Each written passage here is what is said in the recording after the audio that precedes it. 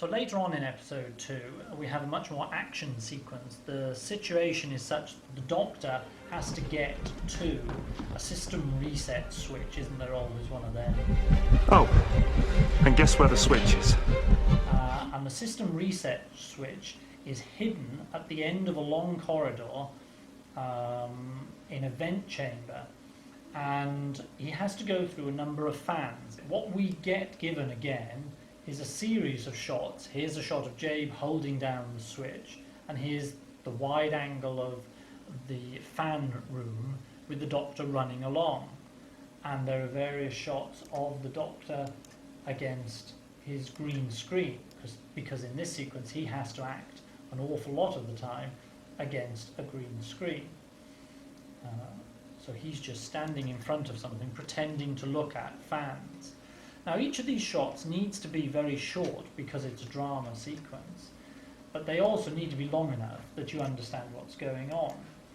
So I temp in different sizes of shots. I temp in the Doctor, I've added him to the shot of Jade there from his green screen.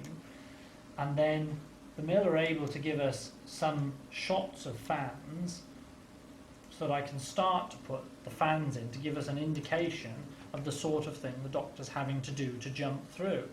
But the difficulty with all of this is trying to make the Doctor jump through at the right point in the storytelling, because at the same time we have a time frame of Rose being trapped in a room. And whilst you've got these huge, wonderful propeller fans, you want to be able to show them, and they're terrific effect shots, but at the same time they're just a shot, and they don't help tell the story in any other part than creating jeopardy for the Doctor. This is a shot that we have that's got all the main participants of the viewing of the destruction of the Earth are in the room called the Manchester Suite, and they're watching the sun begin to explode.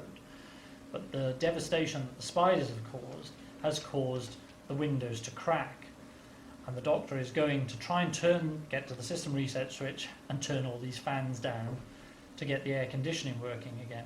And because the sequence goes on for a number of minutes, you're also trying to build up a pace to it. So there's the window starting to crack. And you begin very quietly and calmly, but as the sequence progresses, the Doctor, it has to become more and more frantic, and Rose starts to become in a mortal danger because the light is streaming in through the cracks and burning her. So the Doctor has to so the cutting pace then has to start to get faster and faster, up until a point where the fans are going so fast the Doctor can't do anything. So I use the technique of slow motion in order to get inside the Doctor's head as he really concentrates to move through the fastest moving fan, which is impossible for him to get through, and has required us to do a little bit of reshooting before he gets to the final reset switch. So you're watching the Doctor with men and fans blowing wind at him, and then eventually you get the next bit, which allows you to say, am I playing the shot long enough, too short, too quick, in order to tell this story? And that's how visual effects become part of a journey rather than just a straightforward, this is what we're doing.